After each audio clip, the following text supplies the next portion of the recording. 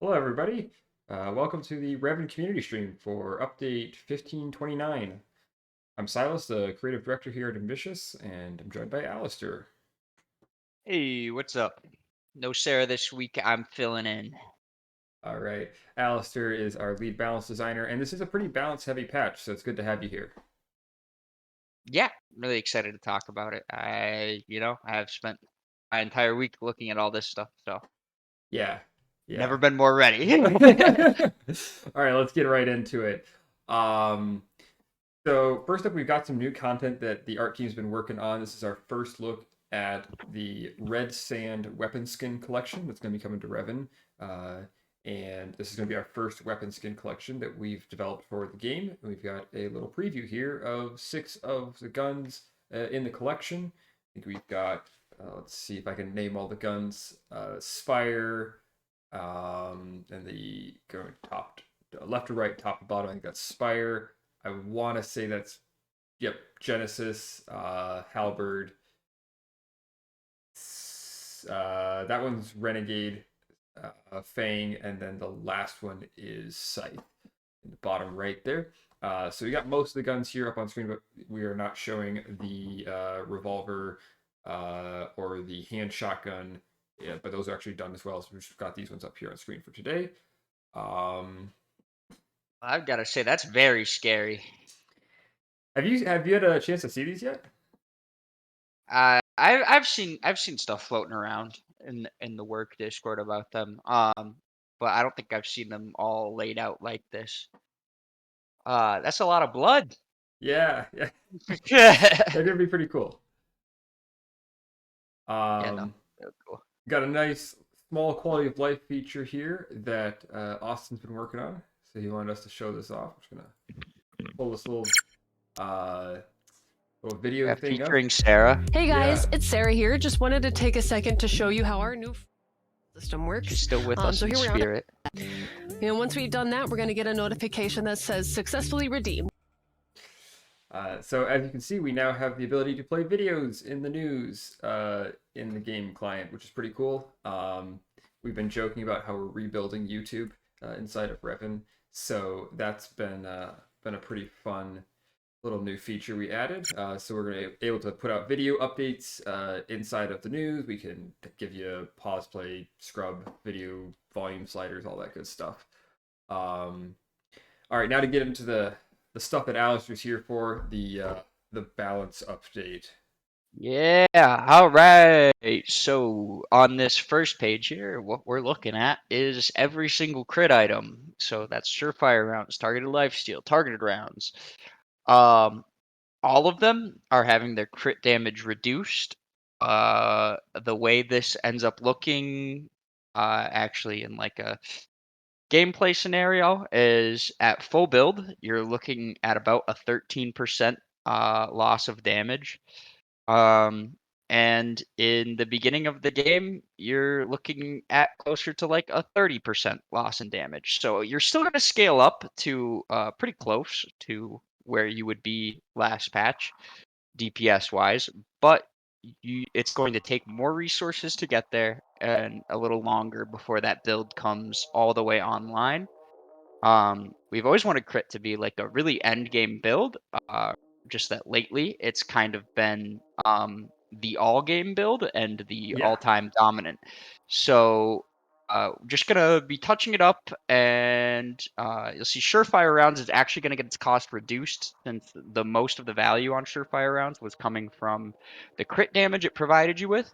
Uh, since it's no longer providing that insane amount of crit damage, um, its Iker cost has been reduced likewise. And targeted lifesteal and targeted rounds got a slight Iker cost increase. So that again, it takes you just a little bit longer to reach those power spikes. All right. Yeah. Crit's been dominant, absolutely, like you said. So it's gonna be good to have these nerfs in for it. We've got a whole other page of balance changes. That first one was really just focused on crit. What's going on here, Alistair? So here we're bringing some abilities in line. Poison Dart was recently brought to our attention by a community member because recent Incendiary Rounds buffs, which is, kind of a direct competitor with it, made it a really predominant option for a lot of builds, which is good, and that's what we wanted for Incendiary Rounds, but we want to make sure that its little brother isn't left behind. So Poison Dart's getting a big base damage increase, really, uh, because what we saw when we looked at it was we're looking at its upgrades giving you maybe 10 more damage per upgrade. So it was scaling from like 100 damage up to 150, and then the rest of the damage was coming from your AP ratios. So what we've done is basically just upped the base damage from like 100 base to now it's 200 base, and it now scales all the way up to 600 at max rank, which like totally makes it fall in line with the rest of the DPS type abilities within REVN. Sure. I want to take a quick pause to comment on some questions in chat. So earlier, Scaredy Ginge mentioned that she really likes the red sand weapons. Kind of reminded her of something from Resident Evil in the desert. And then Sin asked us, when are we getting playtests later in the day? They're also early, so some of us have a hard time making the playtests. That's actually a great question. Thanks for asking, Sin. So Scaredy Ginge is our latest community ambassador. She just joined the team, and we're going to be bringing some more community ambassadors onto the team as well in the next few weeks. And these ambassadors are going to be in the Discord server here to help organize additional playtests, community events, and contests, and that kind of thing. So I believe she's going to be helping us put together some more playtests throughout the week besides the Tuesday and Wednesday ones. Gonna hopefully get those announced next week. So keep an eye on our Discord server. We're gonna have some more playtests coming soon. Yeah, with that said, I also plan to be trying to get some playtests going on the weekends more often. So if you guys have time off on the weekends, those will be good times. I know Bruno said that he can probably do one of those a month at least. Okay. So we should be looking at some more just casual playtests, not necessarily required for developers or anything like that, but just, play the game. Yeah. Fun. Yeah, it's one of those things where the development team tries to make it to those 2 playtests a week, but we would love to see more playtests happening throughout the week. So we're gonna start breaking up the team. We have a big enough development team, we have a big enough community team, and we have a big enough community now that we can start to host playtests, more frequently throughout the week. All right. All right. Let's kind of keep going here. I didn't mean to cut you off with all that, but I wanted to make sure we answered everybody in Nope, chat. we're all right. That's just fine. Got another big change coming this week, coming to Healing Dart, the other dart ability, getting a big cooldown reduction per level. So it's still going to be 12 seconds at the first rank, but it's going to scale down by 2 seconds for every upgrade you put into it. So if you have max CDR, you can theoretically get Healing Dart to reach a 2-second cooldown. Along with this change, it's also getting its healing increased early, so it will now heal 600 health in the beginning of the game instead of 400 at rank 1. But it will only scale up to 1,000 base healing from the previous 1,200. So just kind of nerfing down its late game healing a little bit since its cooldown is getting such a massive reduction. This is mostly just to bring it in line with Heal Burst, which we've seen really heavily used. So we're definitely excited to see if Healing Dart can get maybe some love in the meta, maybe show up in some more healing centric builds. I know that next week I'm actually going to be definitely testing some sort of like support build with this. So be blessed to be on my team next week. But yeah, that's about all we got going on with Healing Dart. Otherwise, in this patch, it's like in the last slide when you saw that we were taking all of the crit damage down a notch. Yeah. We're kind of doing the same thing for the AP build that is sort of its counterpart that's also running rampant. And that would be like the Heat Ray, Freeze Ray, Flamethrower builds. All 3 of these took about a 10% AP ratio nerf. I think Flamethrower might have gotten a 15% AP ratio nerf, but its AP ratio is still higher than both of the rays, and so that's why it got a little bit more brought in line than the others. This is mostly so that we don't nerf crit and then see that, oh my goodness, AP is really really strong and all the DPS players now need to play caster, right? So this Yeah. is just making sure that both of if one build is being nerfed, that the other one is also being kept in line with it. Awesome. All right, I see here Darkness Orb had an Iker cost reduction. What's going on there? Yep. So Darkness Orb, big shout out to Bruno for compiling a bunch of data for us. And I was looking through all that, and I saw Darkness Orb had the second highest Iker cost of any ability. The only other ability that had a higher Iker cost was Smart Gun, and Smart Gun is like typically heralded as the best ability in the game.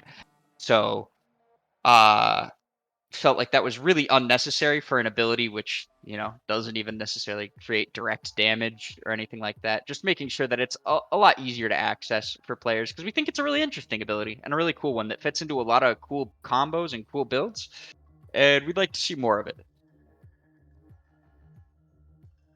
Cool. And turrets got a little bit of a nerf on their damage. It's pretty obvious there. It's a pretty strong ability with the auto lock on that it has. Yep. Anybody who, well, not the turret ability. These are actually the turrets, in the game. All right. But yeah, they're just anybody who's played in the last couple of weeks knows that going under a turret was basically a death sentence. So we're fixing that. All right. Finally, we got our bug fixes of the week. We have Invisibility Cloak and Teleport. Had some weird interactions where you could teleport while invisible, and then when you came out of the teleport, you were still invisible permanently. So good thing that got fixed. Not on the slide here today, of course, there's also another bug that got fixed this week where your abilities would just not load. So if you were at the playtests earlier in the week, you may have got to experience REVN gun game, where it was just guns and armor and items, and that was it. No abilities. It's a pretty interesting version of the game when abilities are completely bugged out. So that'll be fixed in Monday's patch as well. Status effects had a bunch of weird stuff going on. Got fixed in this patch, and minions were missing their headshots. You couldn't headshot the minions, so that should be fixed as well in this patch. Yep, a lot of really important bug fixes in there. So definitely hoping that next week's playtests will be a little bit more ability centric. Yeah, Compared to it was this week. also it was also interesting to you observed how like the meta shifted when you don't have any abilities and everyone's using guns only. The matches are very fast. We noticed how abilities are one of the ways that players can defend really effectively and sort of slow down the pace of the game. A lot of wave clear comes Yeah, from abilities, and also a lot of wave clear comes from being able to headshot minions. So like those two things like together made clearing waves a lot harder, and hence games were faster. yeah. All right, so finally, just to wrap things up, we got our upcoming event for this week ahead of us. We have our Tuesday playtests and our Wednesday playtest. You can see them here on screen. We also, of course, have these streams, which happen every Thursday at 4. All of this can be found in our Discord server, so definitely come check that out. You can watch these streams live on Twitch or on our YouTube channel. We put them out there every week, a few days after they've been broadcast. So if you're watching there, consider subscribing. We're going to be putting out some more video content soon to welcome Shannon, our new community ambassador, and to talk about some of the new features we've been working on. So stay tuned for that. Otherwise, have a great weekend, everybody. And we'll see you next week.